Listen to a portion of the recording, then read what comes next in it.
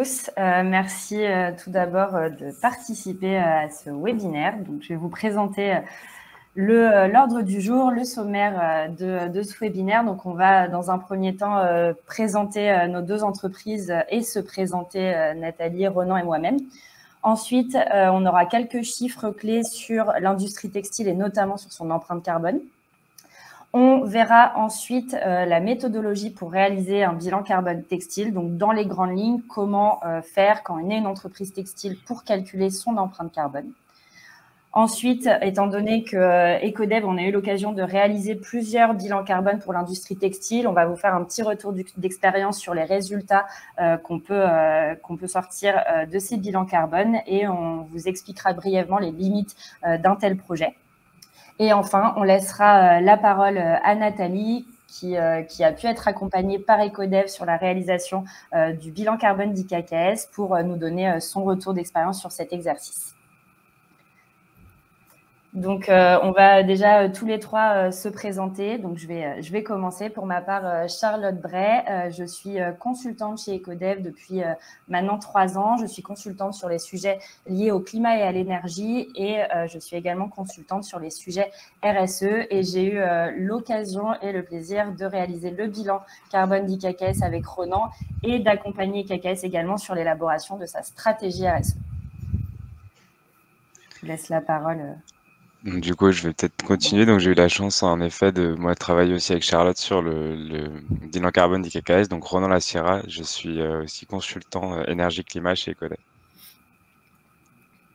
Et donc moi-même, bonjour, je suis Nathalie Leclerc, je suis directrice des achats et de la supply chain depuis 5 ans dans le groupe IKKS. Et j'ai aussi en charge la politique RSE du groupe. Et comme Charlotte et Ronan vous l'ont dit, nous avons travaillé ensemble donc, pour l'élaboration du bilan carbone IKKS. Exactement, merci. Eh bien, on va vous présenter Ecodev et IKKS en quelques mots. Donc, pour Ecodev, on a un cabinet de conseil en développement durable qui existe maintenant depuis plus de 13 ans. On est aujourd'hui près de 35 collaborateurs. On est implanté dans plusieurs zones géographiques en France. Donc, notre plus grosse antenne est à Paris, mais on a aussi des antennes à Lille, à Nantes, à Lyon et à Marseille pour couvrir un peu tout le territoire français. Et on est assez fiers, vous les voyez à l'écran, de nos différentes certifications. Donc, on est certifié B Corp depuis maintenant plusieurs années. On vient d'être recertifié EcoVadis Platinum il y a peu de temps. Donc, on fait partie des 1% les meilleurs au monde sur la certification EcoVadis. Et on fonctionne en gouvernance holacratique. Donc, je ne vais pas rentrer dans le détail aujourd'hui. C'est ce que vous voyez aussi s'afficher sur cette slide, qui est un mode de gouvernance assez particulier et on fonctionne de cette manière depuis plusieurs années maintenant. En ce qui concerne nos métiers et nos expertises, vous les voyez s'afficher à l'écran. Donc, on a un premier métier de conseil stratégique. Et là, on a justement travaillé avec IKKS sur la partie conseil stratégique lorsqu'on vous a, Nathalie, accompagné sur l'élaboration de votre stratégie RSE. Donc, on a l'habitude d'accompagner les entreprises dans la définition de leur stratégie RSE, de leur stratégie climat. Donc, de les aider dans la transformation de leur business model pour répondre aux nouveaux défis contemporains.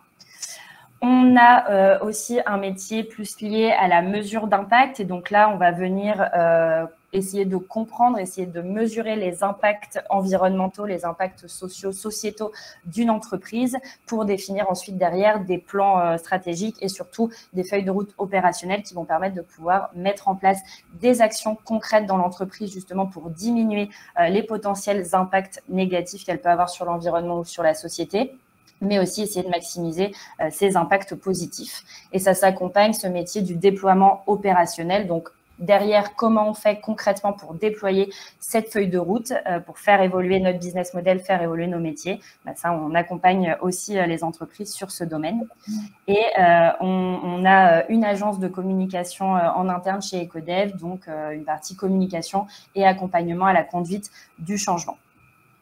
Et tous ces métiers, on les exerce sur plusieurs pôles d'expertise que vous voyez s'afficher à droite.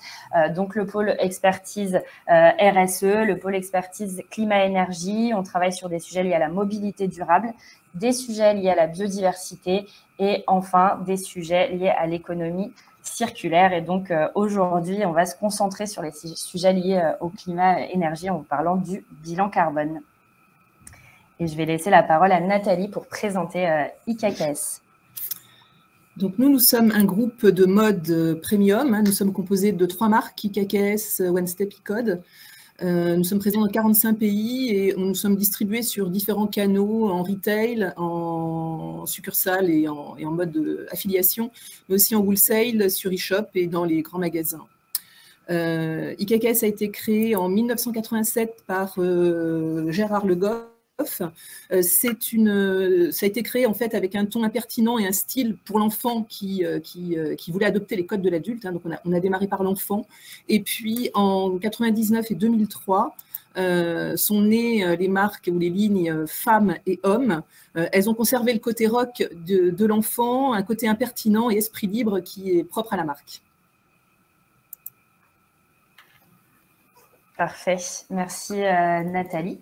Donc maintenant, on va rentrer dans le vif du sujet en vous parlant de l'industrie textile et de son empreinte carbone. Donc tout d'abord, quelques chiffres clés que vous pouvez voir s'afficher juste ici. Donc le premier chiffre qu'on voit apparaître, c'est le 1,2 milliard de tonnes de CO2. C'est le total des émissions de l'industrie textile par an. On peut l'associer aussi au fait que l'industrie textile est considérée comme la deuxième industrie la plus polluante après l'industrie du pétrole. L'industrie textile est responsable de entre 3% et 10% des émissions de dioxyde de carbone mondial selon plusieurs études. À titre de comparaison, pour que vous puissiez comprendre ces ordres de grandeur, le trafic aérien mondial est, lui, responsable de 2 à 3% des émissions de dioxyde de carbone. Donc, on voit que l'industrie textile passe devant le secteur aérien. Et d'ailleurs, l'industrie textile représente plus d'émissions de CO2 que celles de tous les vols internationaux et de la navigation maritime combinée. Donc, un vrai secteur émetteur de dioxyde de carbone, un secteur qui est encore aujourd'hui très carboné. On voit qu'avec la surconsommation de vêtements ces dernières années, l'émergence de la fast fashion, 63% de hausse des émissions de dioxyde de carbone ont lieu entre 2015 et 2030 dans l'industrie de la mode. Et si on continue sur cette lancée, l'industrie du textile pourrait représenter près d'un quart du bilan carbone mondial d'ici 2050. Donc là, vous avez quelques chiffres qui apparaissent et qui sont très liés aux émissions de gaz à effet de serre, notamment des chiffres liés aux émissions de dioxyde de carbone. Aujourd'hui, on va vraiment se concentrer sur cette thématique. Il ne faut pas oublier que l'industrie textile a aussi d'autres impacts environnementaux, autres que l'impact carbone, des impacts sur la biodiversité, des impacts sur l'eau. Et des impacts également sociaux sur la chaîne d'approvisionnement. Aujourd'hui, le sujet, c'est le carbone et on va justement voir comment on peut avoir un impact sur cette industrie qui est aujourd'hui encore très carbonée et où est-ce qu'on peut avoir des impacts sur sa chaîne d'approvisionnement. Ici, on peut se demander sur cette slide d'où viennent ces émissions, à quelle phase du cycle de vie du textile elles sont liées. En fait, on va voir qu'il y a des émissions de CO2, bien évidemment, à chaque phase du cycle de vie. Donc, lors de la matière première, enfin de la culture de la matière première, lors de l'élevage de la matière, lors de la fabrication du vêtement, lors de sa distribution, mais aussi lors de son utilisation et lors de la fin de vie du produit. Il y a deux phases qui sont quand même plus émettrices que les autres et ce sont les phases de production de la matière première et les phases liées à la mise en forme du tissu. Si on regarde ici, c'est un graphique qui est extrait de la base carbone de l'ADEME. On va venir regarder ce qui se passe pour chaque type de vêtement avec des matières différentes. Et on va regarder en fait quelle est la phase de vie du vêtement qui va avoir le plus d'impact carbone. Et donc, si on fait une moyenne pour tous les types de vêtements, on remarque que la phase de production de la matière première représente en moyenne 35% des émissions globales sur tout le cycle de vie du produit. Et la mise en forme, elle, représente près de 36% des émissions. Donc, c'est les phases les plus impactantes. Ensuite, on a les autres phases qui sont représentées ici sur ce graphique, l'assemblage, la distribution, l'utilisation, la fin de vie. Mais on voit qu'on est vraiment sur des phases émettrices au début du cycle de vie du produit. Et en fait, ça va s'expliquer notamment par le fait qu'aujourd'hui, on consomme majoritairement de la matière qui vient de pays avec des mix énergétiques qui sont très carbonés. Ici, vous le voyez avec ce chiffre. Selon France Industrie, nous ne produisons d'ailleurs que 2,5% de ce que nous consommons dans l'industrie textile. L'essentiel de nos importations proviennent d'Asie. Donc, effectivement, des matières qui sont mises en forme dans des pays avec des mix énergétiques assez impactants. Et l'impact forcément de la matière première qui va être lié, et Ronan vous l'expliquera tout à l'heure, à la culture, mais aussi à l'élevage pour des matières comme la laine, comme le cuir. Donc, au vu de ces problématiques et notamment de la problématique liée au carbone, on tenait à revenir sur le score carbone dont vous avez peut-être entendu parler ces derniers temps. On sent quand même qu'il y a une prise de conscience de ces problématiques au niveau du secteur, déjà parce que les entreprises essayent de plus en plus de considérer leurs impacts environnementaux, leurs impacts sociaux dans leur business model. Et quand je parle des entreprises, c'est les entreprises du secteur. Et au niveau des instances, je dirais plus étatiques, à la suite de la Convention citoyenne, il y a une proposition pour mettre en place un affichage qui permet d'informer les consommateurs sur l'impact de leurs produits ou de leurs services sur le climat. Et donc, dans la loi climat et résilience de 2021, cette proposition de la Convention citoyenne a été acceptée par le Sénat et on prévoit avec la loi énergie-climat de rendre obligatoire à terme cet affichage sur les produits et notamment le premier secteur visé, c'est le secteur du textile. Donc, en fait, c'est un score carbone ou un éco-score, on peut l'appeler comme on veut, et c'est un score carbone qui va ressembler un petit peu à ce qu'on fait aujourd'hui dans l'industrie alimentaire avec le Nutri-Score. C'est un score qui va s'appuyer sur 3 critères, les émissions de gaz à effet de serre, les atteintes à la biodiversité et la consommation d'eau, qui sont du coup des enjeux qui vont toucher fortement l'industrie textile. Et donc, cet éco-score est aujourd'hui en phase de test. Effectivement, il y a une expérimentation qui est pilotée par l'ADEME et par le ministère de la Transition écologique depuis maintenant plusieurs mois, avec des entreprises textiles qui sont intégrées à cette phase d'expérimentation. Et en fait, il y a plusieurs méthodes d'évaluation et de communication sur les performances environnementales qui vont être testées pour trouver la meilleure manière d'évaluer l'impact d'un produit ou d'un service sur l'environnement. Cette expérimentation, on estime qu'elle va durer environ 5 ans et elle a débuté en 2021. Donc, on a encore quelques années pour se familiariser, j'ai envie de dire, avec cet éco-score. Mais il est quand même important d'y réfléchir déjà et de commencer à comprendre les impacts de nos produits sur l'environnement. Et donc, pour continuer sur notre lancée et continuer à parler des impacts carbone, je vais laisser Ronan vous expliquer comment justement mesurer les impacts carbone, notamment au sein de ce secteur. Merci Charlotte. Du coup, pour commencer, avant de rentrer un peu plus dans le vif du sujet et de parler donc du bilan carbone dans l'industrie textile, comptez vous faire un petit point d'abord sur le bilan carbone. Alors j'imagine que beaucoup d'entre vous en ont au moins entendu parler. Donc c'est une méthodologie française, la méthodologie du bilan carbone qui a été donc élaborée en 2002 par Jean-Marc Jancovici avec l'appui et le soutien de l'ADEME. Et le but en fait de cette méthode, donc c'est de la comptabilité carbone, ça va être de calculer en fait ces émissions sur une année. Donc comme pour la comptabilité financière, on va toujours réfléchir et fonctionner sur une année. Et donc, on va donc traduire en fait un certain nombre d'activités de l'entreprise et de flux de l'entreprise en émissions donc de CO2 équivalent, donc en fait de émissions de gaz à effet de serre. Certaines donc entreprises sont assujetties en fait par la loi à la réalisation d'un bilan carbone tous les 4 ans. Donc, c'est le cas de toutes les entreprises de plus de 500 salariés. C'est aussi le cas pour les collectivités de plus de 50 000 habitants. Donc, qui sont obligés de réaliser au moins une partie du bilan carbone qui sont sur les scopes 1 et 2, ce qu'on appelle le bilan de gaz à effet de serre. Et en fait, le but de cette démarche-là, le but d'une étude bilan carbone va être donc d'évaluer les émissions donc de gaz à effet de serre de son entreprise pour pouvoir derrière les réduire. Donc c'est l'intérêt en fait du bilan carbone de traduire toutes les activités et tous les flux par des émissions de gaz à effet de serre va être aussi de pouvoir hiérarchiser, de pouvoir identifier sur sa chaîne de valeur. Là, on va avoir les émissions les plus importantes pour derrière donc du coup de travailler en priorité sur ces parties-là de la chaîne de valeur.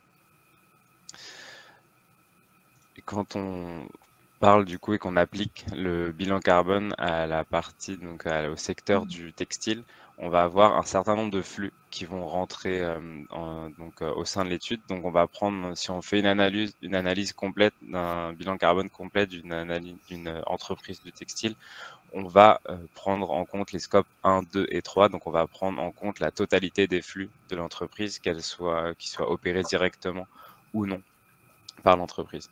On va donc partir en fait du tout début de la chaîne de valeur donc des produits qui va être les matières premières en fait, donc les intrants de matières premières. On va prendre en compte les flux donc de marchandises, donc l'approvisionnement de ces matières premières, le transport qui va les amener jusqu'aux endroits où vont être en fait mises en forme et on va pouvoir donc fabriquer ces vêtements. Donc là, on va prendre en compte tout ce qui va être les dépenses d'énergie sur le site et on va prendre en compte, si on se focalise que sur pour l'instant le produit, on va prendre en compte derrière donc sa fabrication, puis l'exportation du produit et l'approvisionnement des boutiques, donc le fait que ce produit soit transporté une nouvelle fois vers les boutiques. Et on va prendre aussi en compte, bien sûr, tout ce qui va être les achats en ligne, donc tout le fret qui va avoir lieu en fait entre le lieu de fabrication et les entrepôts et directement les domiciles des clients. Ça, c'est la partie produit, mais dans une entreprise en fait de textile, on va pas avoir que cette partie-là, on va avoir aussi tout le fonctionnement qui va donc permettre donc de gérer cette fabrication et cette distribution de produits, donc tout ce qui va être les activités du siège, tout ce qui va être les transports des salariés. En réalité, tous les flux qui vont avoir lieu de près ou de loin dans cette entreprise vont être pris en compte. Donc ce petit schéma permet en fait de représenter tous les éléments qu'on va venir suivre donc dans la réalisation d'un bilan carbone et on va en fait devoir collecter des données à chaque étape donc de cette chaîne de valeur et donc de tous ces flux. Les données nécessaires qui vont être prioritaires finalement sur les flux qu'on a pu voir juste avant, on va les classer un peu différemment par type d'activité. Donc comme je le disais, dans une entreprise de textile, mais comme dans toute entreprise, on va avoir plusieurs types d'activités. Et c'est assez important d'identifier en fait les données clés par type d'activité. C'est ce qui va permettre derrière de réaliser un bilan carbone pertinent, exhaustif, qui va permettre d'avoir une vraie représentation de toutes les activités de l'entreprise et qui va nous permettre donc du coup de classer tous ces flux sans en oublier. Par activité, si on commence par le siège, qu'on va avoir comme type de données importantes, ça va être toutes les données qu'on a habituellement dans une entreprise du tertiaire finalement, puisque la partie siège va fonctionner un petit peu comme une entreprise du tertiaire. On va avoir toutes les consommations d'énergie sur site, donc les achats donc de consommables, mais aussi les achats de services externalisés qui peuvent représenter une part assez importante. On va avoir les déplacements des salariés, que ce soit pour se rendre sur le site ou pour dans le cadre de leur déplacement professionnel. On va inclure aussi les déplacements des visiteurs sur le site, les immobilisations, donc notamment le bâtiment, ainsi que le matériel informatique ou la flotte automobile s'il y en a une, et les déchets qui représentent un poste moins important. Ça, c'est le type de données qui vont être importantes donc, quand on va s'occuper de traduire donc, en émissions de gaz à effet de serre les activités du siège. Si on passe sur la partie donc fabrication et approvisionnement, on verra plus tard qui est de loin la plus importante. On va avoir un travail, un travail très important à faire sur la collecte de données, donc sur les matières premières. qui vont être utilisés, sur l'énergie utilisée donc pour extraire ces matières premières et pour derrière fabriquer donc les vêtements, ainsi que le fret, donc le transport entre les différentes, donc là on va extraire les matières premières, le site de fabrication et derrière donc les différents entrepôts, les différentes boutiques. On va avoir donc pour l'activité boutique, l'énergie utilisée dans les boutiques. On aurait pu rajouter d'ailleurs ce qu'on appelle la partie hors énergie, qui est climatisation, qui peut être un poste aussi assez important dans une boutique. On va avoir les achats de consommables aussi sur la boutique, les déplacements, donc notamment des salariés, mais aussi des clients, ce qui peut représenter un poste assez important. L'immobilisation donc des bâtiments, ainsi que du matériel utilisé dans la boutique, et encore une fois les déchets. Pour tout ce qui est la vente en ligne, on va s'occuper donc de regarder toutes les données qui sont liées au fret, donc tous les envois qui vont être effectués donc vers les clients. Et enfin, pour l'utilisation et la fin de vie, on va regarder donc la partie donc énergie, matière et déchets, sachant que utilisation et fin de vie sont des postes sur lesquels on va devoir faire beaucoup plus d'hypothèses. C'est beaucoup plus compliqué de récolter de la donnée précise dessus, puisque on n'a pas du coup la main sur comment vont être utilisés les produits, combien de temps ils vont être gardés notamment, sachant quand on parle d'utilisation, on va parler surtout donc de lavage et de repassage. Donc là, c'est souvent basé donc sur des études réalisées sur les habitudes, en fait, alors, ou des Français ou des Européens, selon les marchés sur lesquels l'entreprise va vendre ses produits, ou même mondial.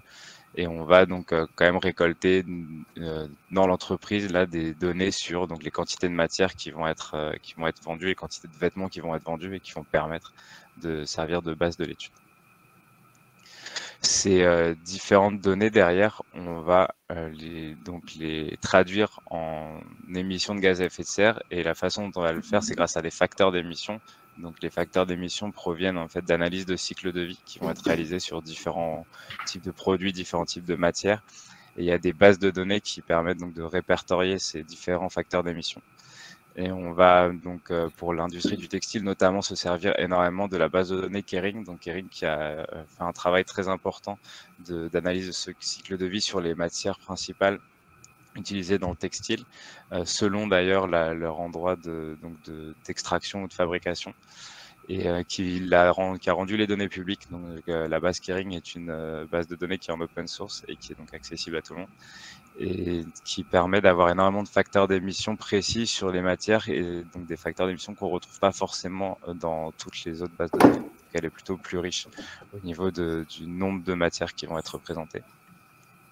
Derrière, pour toutes les données transport ou les données donc énergie, mobilisation, qui sont un peu plus habituelles en fait dans un bilan carbone, donc qui sont un peu plus standards, la base de l'ADEME va permettre donc d'avoir un grand nombre de facteurs d'émission aussi qui vont permettre d'analyser ces types de flux. Et derrière, on va avoir donc d'autres bases de données telles que la base de données Coinvent, qui celle-là pour le coup est payante, mais qui a aussi donc des facteurs d'émission sur d'autres types de matières, d'autres types de procédés industriels. Et donc en combinant toutes ces bases de données, ça permet donc d'avoir une banque en fait de facteurs d'émission qui permet de traiter la totalité des données d'un bilan carbone dans le textile. Les facteurs d'émission, ils vont être donc plus ou moins détaillés, et on a l'occasion en fait de les utiliser pour assez librement finalement pour construire un facteur d'émission qui va être donc un petit peu plus précis. Je m'explique. Par exemple, dans le cadre du bilan carbone d'IKKS, donc on s'est servi des facteurs d'émission Kering pour le produit, la matière première, et en fait on est venu ajouter certains éléments qui proviennent des données récoltées directement par IKKS, notamment la consommation énergétique des fournisseurs, ainsi que donc toutes les données de fret. Et ce que ça permet en fait de faire, d'avoir accès à ces différentes données et ces différents facteurs d'émission, ça nous permet de construire un facteur qui est plus précis pour l'activité d'IKKS. Donc par exemple, si on prend donc un t-shirt en coton, on va prendre le facteur d'émission de Kering pour le coton, que ce soit pour les cultures de coton, l'extraction, la récolte de coton, la transformation en fibres. Derrière, on va pouvoir prendre les consommations énergétiques qui ont été donc des façonniers qui vont avoir donc reçu ce coton et qui vont l'avoir transformé en un t-shirt. Et derrière, on va pouvoir prendre donc le flux donc du façonnier jusqu'aux entrepôts et derrière vers la boutique, et ça nous donnera en fait le bilan carbone complet finalement de ce t-shirt sur l'ensemble de son cycle de vie jusqu'à la vente. Et après, on pourra venir aussi ajouter donc l'utilisation et fin de vie notamment. Les différents impacts en fait qu'on va retrouver dans les facteurs d'émission. Et là, en fait, on va parler surtout de la partie donc émission donc liée à la matière, qui est donc très importante à prendre en compte, parce que selon le type de matière, on va pas avoir les mêmes sources d'émissions. En tout cas,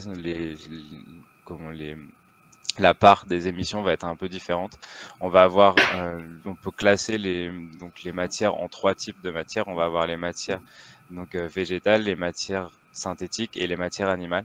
Et derrière, selon le type de matière, on va pas avoir le même impact. Une partie des émissions, donc la plus grosse partie des émissions pour les matières qui vont être des matières végétales, ça va surtout être la transformation. Donc on va avoir la culture, on va cultiver donc ces matières, et derrière la transformation va représenter un impact important.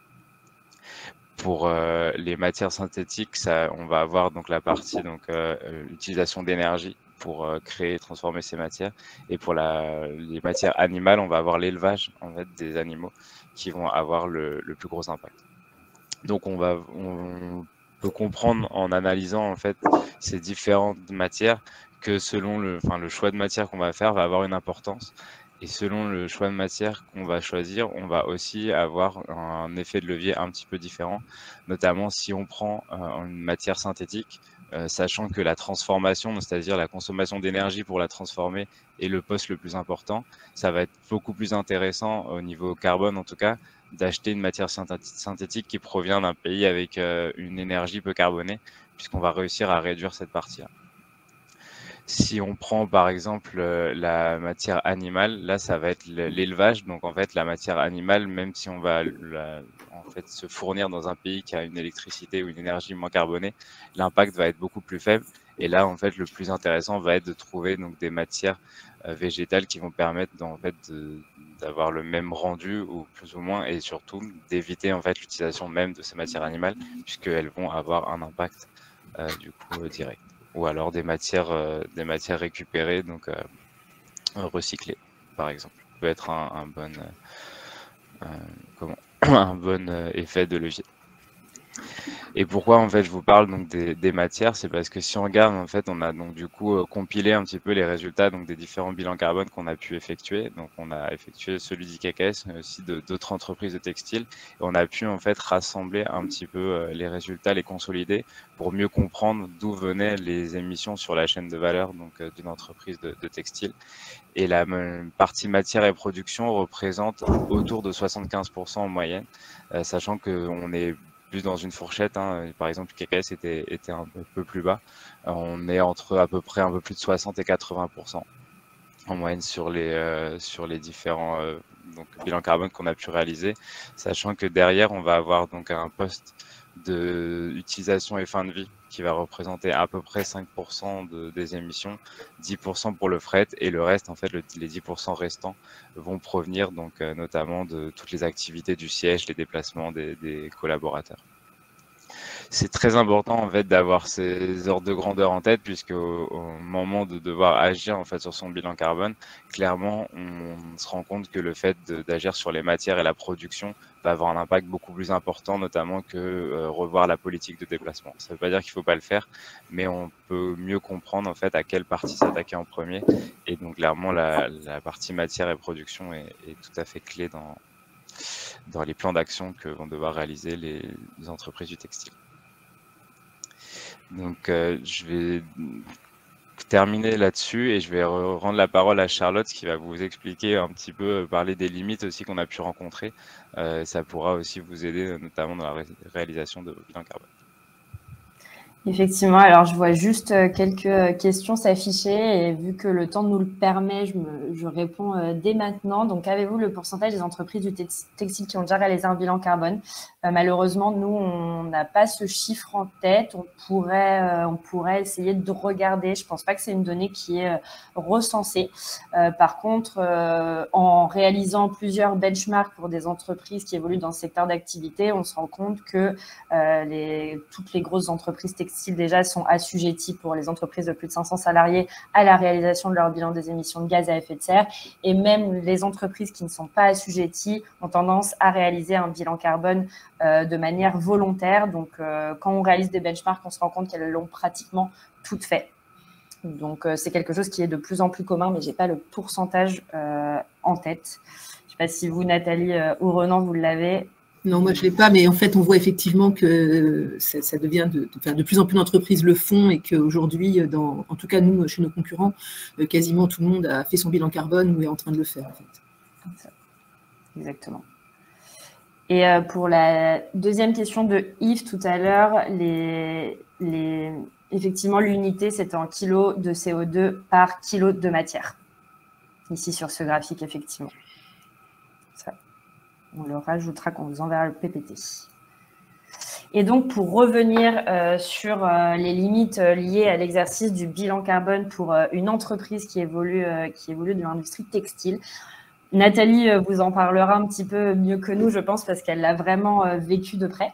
Mais la première difficulté, c'est celle qui est liée à la collecte des données, qui est une phase du bilan carbone qui est assez chronophage déjà pour toutes les entreprises et surtout pour les entreprises textiles, parce qu'elle nécessite d'aller collecter énormément de données, toutes celles que Ronan vous a présentées tout à l'heure. Et donc, il faut aussi inclure énormément de contributeurs à la collecte. Ça implique aussi de consolider les données à l'échelle globale de l'entreprise. Donc, c'est une phase qui est assez chronophage et parfois difficile et qui peut s'étendre sur plusieurs mois, et notamment dans le cas d'une entreprise de l'industrie, parce qu'on est obligé aussi de le faire en collaboration avec ses parties prenantes externes, notamment ses fournisseurs. Ensuite, et encore une fois, Nathalie en parlera mieux que moi, mais c'est tout le sujet autour de la traçabilité des matières premières, justement, pour essayer de fabriquer des facteurs d'émission qui sont vraiment propres à l'activité de l'entreprise, en considérant où sont fabriquées les matières, leurs origines, de quelle manière, comment elles sont affrétées. Et ça, si on veut remonter jusqu'à son fournisseur de rang 2, voire de rang 3, ça peut s'avérer compliqué sur certaines matières. Ensuite, effectivement, et je vous l'ai dit tout à l'heure, il est nécessaire de construire, d'élaborer son bilan carbone en lien avec ses parties prenantes externes, notamment pour le cas d'IKKS qui a des produits à façon, c'est d'impliquer ces façonniers dans la collecte de données et justement d'avoir des relations avec eux qui permettent d'aller collecter aussi les données liées à leur consommation énergétique. Et donc, ça implique d'aller contacter des façonniers qui sont présents partout en Europe, voire partout dans le monde. Et donc, parfois aussi d'insister un petit peu sur le fait que ces données sont importantes à inclure dans le bilan carbone. Ensuite, et Ronan l'a déjà évoqué tout à l'heure, l'utilisation et la fin de vie des produits, c'est quelque chose sur lequel on élabore effectivement des hypothèses. Par contre, si une entreprise a le souhait vraiment d'avoir un poste d'émission sur l'utilisation et la fin de vie qui est très précis, on a aussi la possibilité de diffuser un questionnaire à ses clients pour leur demander leurs habitudes de lavage, leurs habitudes de repassage, mais aussi combien de temps va durer un produit qui est présent dans leur armoire. Donc ça, c'est aussi possible d'aller beaucoup plus dans le détail sur la partie utilisation et fin de vie, mais ça nécessiterait aussi encore de faire des extrapolations parce qu'on n'aurait pas 100% de réponse forcément à ces questionnaires. Donc c'est encore des données sur lesquelles on a tendance à émettre des hypothèses. Et enfin, les règles de calcul liées à la matière. Bon, déjà, il faut prendre effectivement en compte la provenance du produit, sa manière de production, sa manière d'être assemblé, etc. Mais il y a aussi des questions qui peuvent se poser. Et nous, on s'est posé la question pour le cuir, par exemple. L'animal qui est utilisé, entre guillemets, pour l'industrie alimentaire. Et donc, on va prendre sa peau pour fabriquer des vêtements. Est-ce que l'on considère du coup le facteur d'émission lié à la matière première dans son entièreté pour l'industrie textile, ou alors on peut considérer aussi que vu que l'animal est déjà élevé pour l'industrie alimentaire, on n'est pas obligé de considérer toutes les émissions liées à son élevage dans la fabrication du vêtement. c'est des questions qu'il est aussi nécessaire de se poser. Nous, on a fait le choix de considérer la totalité des émissions liées à l'élevage dans notre facteur d'émission, mais on aurait pu faire autrement. Donc ça, c'est un exemple sur le cuir et la question peut aussi se poser sur d'autres matières. Donc voilà les quelques difficultés que j'ai exprimées brièvement. Et ce qui est intéressant, et c'est ce pourquoi aussi on a demandé à Nathalie de venir à ce webinaire aujourd'hui, c'est d'avoir un vrai retour d'expérience d'une entreprise qui a réalisé son bilan carbone. Et donc là, on va rentrer dans une phase de questions-réponses où Nathalie va nous apporter son témoignage et va nous dire comment ça s'est passé du côté d'IKKS. Donc déjà, dans un premier temps, pourquoi comment est né ce projet autour du bilan carbone? Pourquoi vous avez eu la volonté de réaliser votre bilan carbone, de calculer votre empreinte? Bien, comme vous l'avez bien dit tout à l'heure, Charlotte, l'industrie textile est la deuxième industrie la plus polluante dans le monde. Hein, on dégage 1,2 milliard de tonnes d'émissions de gaz à effet de serre par an, en fait, c'est énorme. Et on n'a pas de planète B. Donc aujourd'hui, on ne peut plus ne rien faire, en fait. On ne peut plus ne pas agir, en fait, c'est plus possible. Et donc on doit obligatoirement, on a une responsabilité aussi en tant qu'entreprise, en tant qu'individu, en tant qu'entreprise, et on doit mettre en place des actions. Il se trouve qu'en parallèle, on a un nouveau PDG qui est arrivé chez IKKS il y a un peu plus d'1 an, qui avait vraiment envie de faire bouger les choses et qui avait une vraie conscience écologique. Et donc, il s'appelle Ludovic Monzon. Il a redéfini la stratégie d'IKKS. Enfin, on a redéfini tous ensemble avec le comité de direction la stratégie d'IKKS. Et on a intégré dans la stratégie, dans notre stratégie, un pilier RSE. Qui est vraiment au cœur de notre stratégie. Et dans ce pilier RSE, un point est ressorti comme étant très important, mais qui était la réduction de notre empreinte carbone avec des ambitions très très fortes. On a aussi été soutenu dans ce projet par nos actionnaires et par le board. Hein. C'est vraiment important, vraiment, je dirais très important, quand on démarre ce type de démarche, qu'elle soit vraiment prise en compte et soutenue au plus haut niveau de l'entreprise, parce qu'il y a beaucoup d'impact après, à la fois sur l'organisation de l'entreprise, mais aussi sur des impacts financiers, sur les coûts. Donc, il faut vraiment que tout le monde soit vraiment convaincu que c'est important.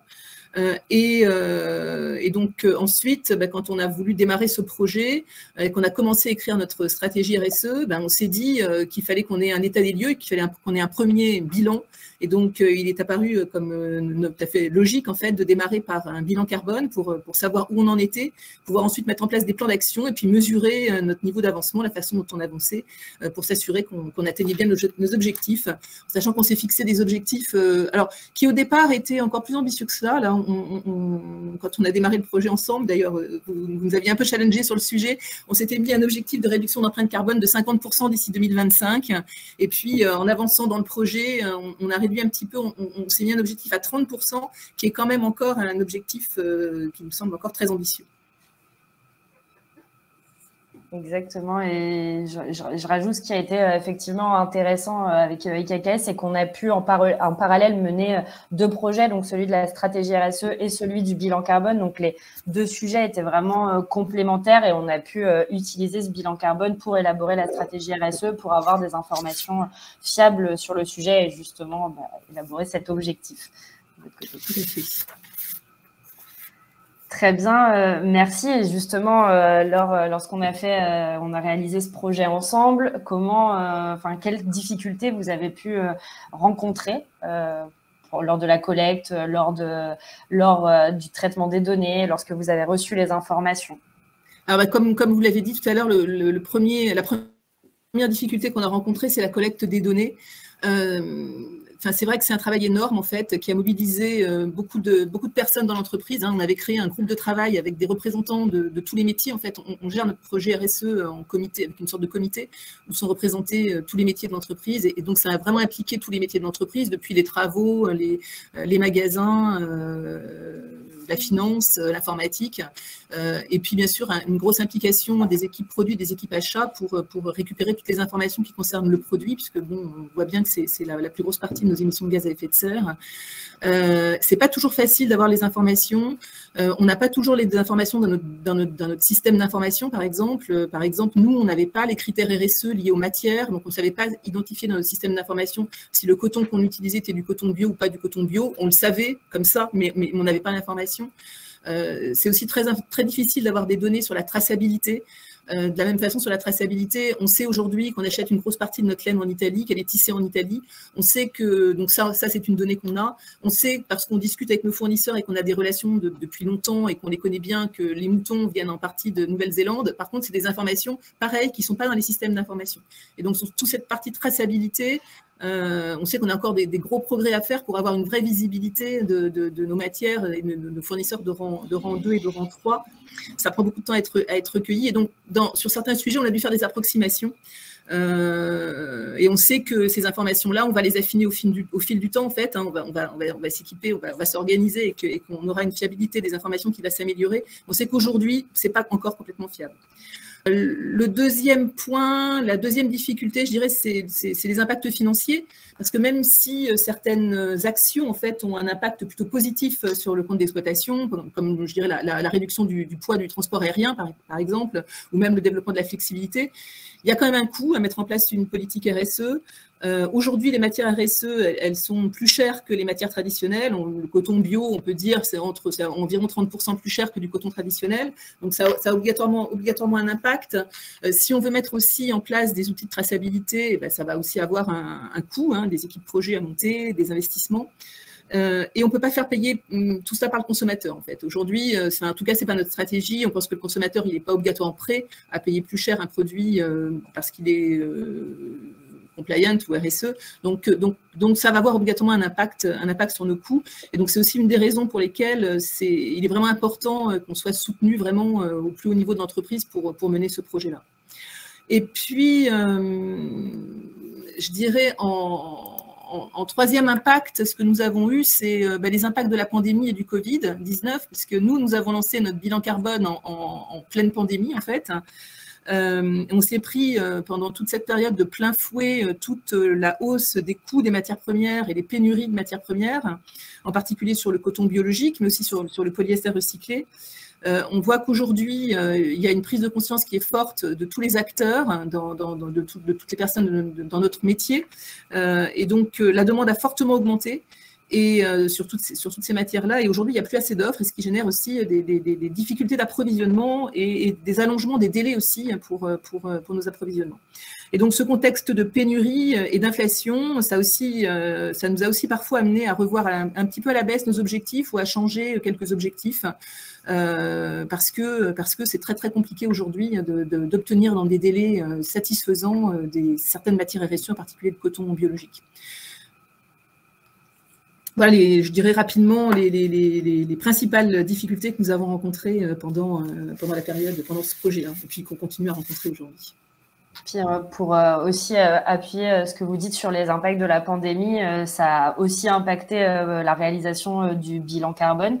Il y a encore beaucoup d'entreprises aujourd'hui qui continuent à réaliser des bilans carbone sur l'année 2019. C'est ce qu'on a fait d'ailleurs pour IKKS parce que finalement, c'est la dernière année représentative en termes d'activité économique de l'entreprise. Donc, on n'a pas le choix de se baser sur cette année de référence. Et puis, ça peut impacter, ça n'a pas trop été le cas pour IKKS, mais ça peut aussi impacter la collecte des données. On peut avoir des trous dans la raquette, ça peut rendre l'exercice beaucoup plus chronophage.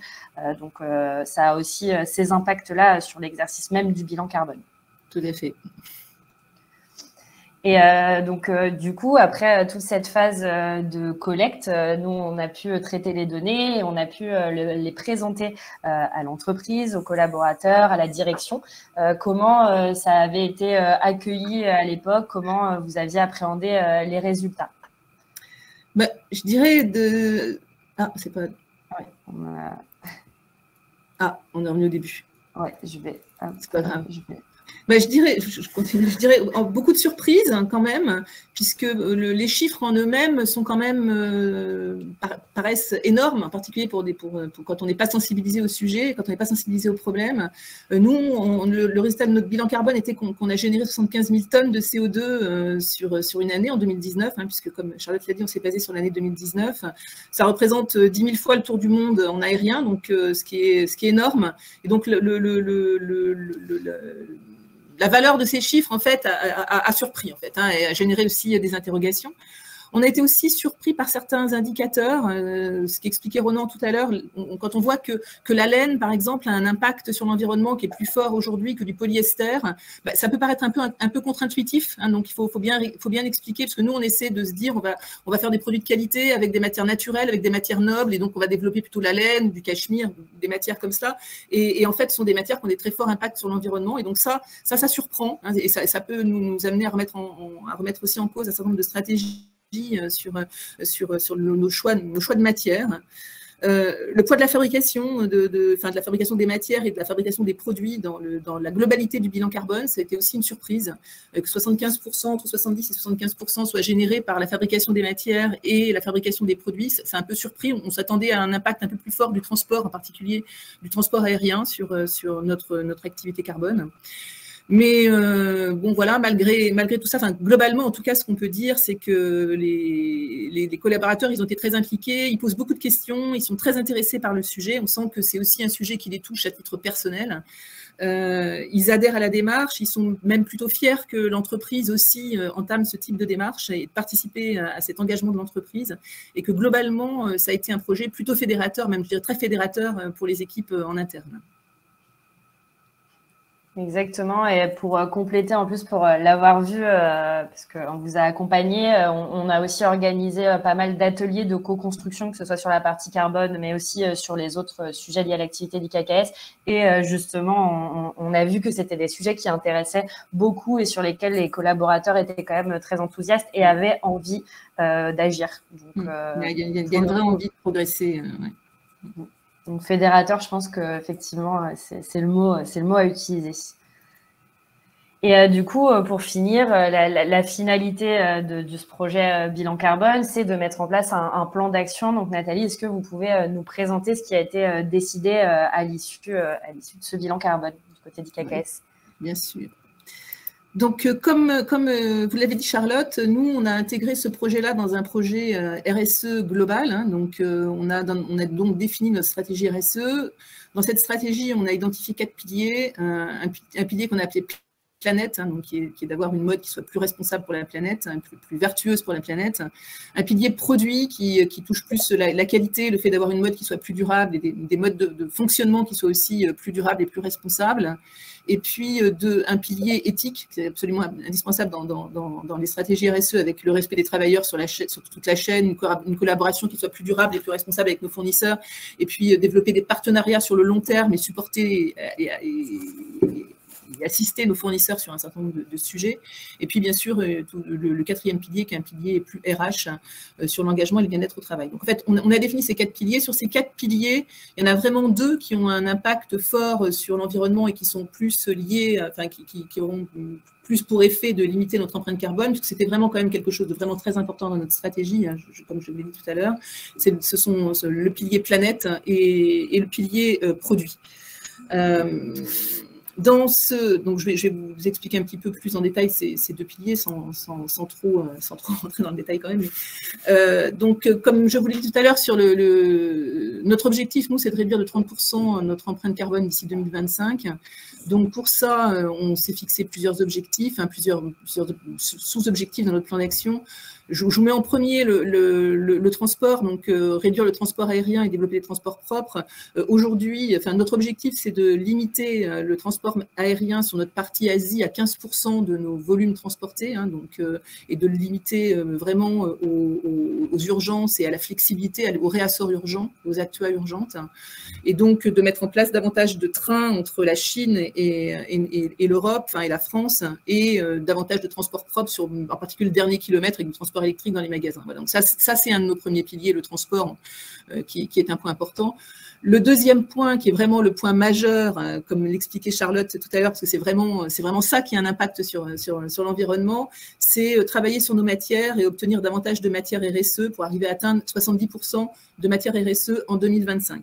Donc, on a mis un focus sur nos matières qu'on considère comme étant nos matières phares, hein, donc comme chez nous la laine, le coton, le cuir, avec pour objectif d'avoir 100% de matières RSE sur ces 3 typologies de matières d'ici 2025, donc laine, coton, cuir, donc soit en ayant des matières recyclées, soit en ayant des matières biologiques, ou aussi en ayant des matières qui soient des matières qui respectent le bien-être animal, et sur le cuir, un cuir qui soit issu de tannerie LWG.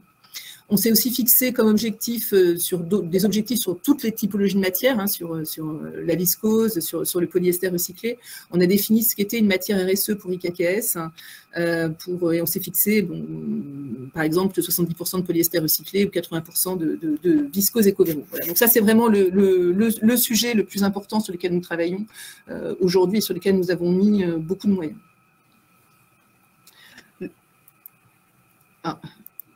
Le deuxième point sur la planète aussi, c'est la protection des océans.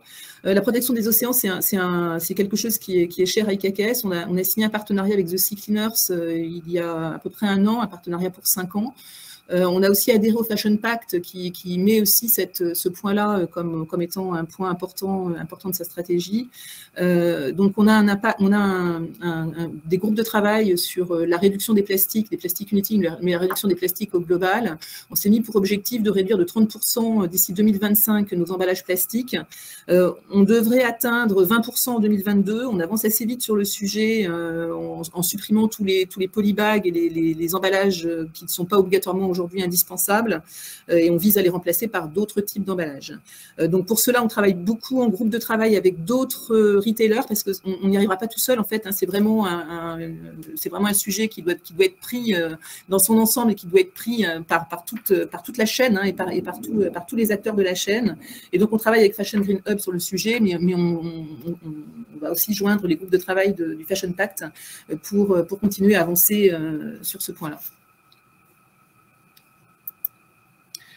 Sur le deuxième pilier, sur le pilier produit, on a mis en place des plans d'action sur ce qu'on appelle un modèle de production plus durable, donc limiter la surproduction. On a travaillé beaucoup sur la qualité de nos produits, on a beaucoup augmenté tous les contrôles qualité qu'on pouvait faire en amont chez les fournisseurs et chez nos façonniers et même chez nos fournisseurs de matières pour s'assurer que nos produits soient des produits de qualité et qui puissent avoir une longue vie. On revoit aussi nos méthodes de travail pour développer des projets de flexibilité. Donc l'idée, c'est de vraiment acheter moins en début de saison pour coller le plus possible à la demande et donc éviter la surproduction. On a aussi lancé des projets de production à la demande. On a travaillé avec Tekin, qui est une start-up qui dans le Nord et qui nous a aidé à développer ces projets de production à la demande où on produit en toute petite série et on produit toutes les semaines les ventes, enfin tous les 15 jours, on produit les ventes de la semaine précédente pour vraiment essayer de coller le plus possible aux besoins de nos consommateurs. Et puis, on travaille aussi sur le développement d'un sourcing plus proche, en fait, essayer de rapprocher la production des zones de vente, à la fois pour limiter le transport, mais aussi pour travailler dans des zones qui peuvent avoir aussi un impact environnemental plus faible avec des empreintes carbone plus faibles. Voilà. Et puis le dernier point qui est au milieu, c'est des conseils pour entretenir ses vêtements.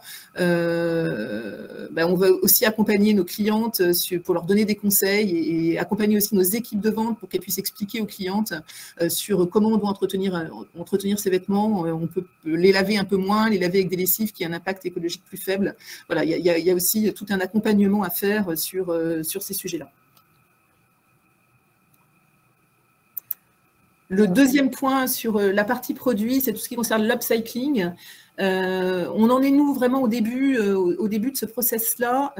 On a formé toutes nos équipes à l'upcycling cette année, que ce soit les stylistes, les produits, les achats. Et on a mis en place là un partenariat avec un de nos partenaires, un des fournisseurs partenaires, Manteco, qui est un fournisseur de drap de laine en Italie. où maintenant on récupère chez nos fournisseurs, dans nos usines, toutes nos chutes de matière. Et on les collecte et on les renvoie ensuite chez Manteco pour qu'ils en refabriquent une laine recyclée qu'on peut, nous, ensuite utiliser pour fabriquer des manteaux pour les saisons suivantes. Voilà. Donc ça, c'est vraiment un sujet important qu'on vient de démarrer. Et on a, sur tout l'hiver dernier, récolté toute notre chute de matière pour pouvoir faire des manteaux pour l'hiver prochain. La traçabilité est aussi donc un point sur lequel nous souhaitons travailler et avancer. Donc, nous nous sommes fixés des objectifs de traçabilité pour nos fournisseurs de rang 1, de rang 2 et de rang 3. Donc les fournisseurs qui fabriquent, les fournisseurs de matière, et sur le cuir jusqu'à le suivi de l'animal, en fait, de l'élevage de l'animal et des abattoirs. Sur des matières qu'on considère comme étant des matières iconiques comme le cuir, on veut vraiment, qui sont vraiment des matières importantes pour nous dans l'esprit rock de la marque, on veut vraiment avoir une traçabilité la plus précise possible. Aujourd'hui, bon, on connaît bien sûr tous nos fournisseurs. Aujourd'hui, on connaît aussi toutes nos tanneries. On a identifié toutes nos tanneries. On sait d'où vient l'animal, de quel pays vient l'animal qui a servi à fabriquer notre cuir. On n'utilise que des cuirs issus de l'industrie alimentaire, c'est un peu le cas de tout le monde. Et on a certifié, toutes nos tanneries sont certifiées LWG. Donc ça, c'est vraiment un sujet important qui va toute la partie traçabilité. Bon, sur le cuir, on continue à avancer. Sur les autres matières, on a encore besoin de faire évoluer nos systèmes d'information pour pouvoir avoir une meilleure visibilité sur nos fournisseurs de rang 2 et nos fournisseurs de rang 3. Et c'est vraiment un sujet aussi important sur lequel nous allons travailler en 2022 dans nos stratégies. Voilà à peu près, Charlotte. J'ai résumé un petit peu les sujets les plus importants sur lesquels nous allons travailler, parce qu'il y en a beaucoup d'autres, mais les prioritaires, ce sont ceux-là. Voilà. Parfait. Merci beaucoup, Nathalie. C'était très complet. Je vous propose dans les minutes restantes de prendre quelques questions et de tenter d'y répondre avant de terminer ce webinaire. Donc, j'ai vu une question de Bastien. Est-il possible de mesurer la réduction carbone liée à une certification, exemple GOTS, Fairtrade, GRS? Alors, pour l'instant, et je pense que Ronan pourra compléter ma réponse, dans les bases carbone qui sont à notre disposition, on n'a pas la possibilité, d'un point de vue carbone en tout cas, de voir l'impact de ces certifications sur une matière, à part la certification agriculture biologique sur laquelle on a certaines informations. Par contre, sur les autres types de labellisation, à ma connaissance, ce n'est pas encore intégré aux bases de données que l'on connaît. Ronan, je te laisse compléter. On ne t'entend pas.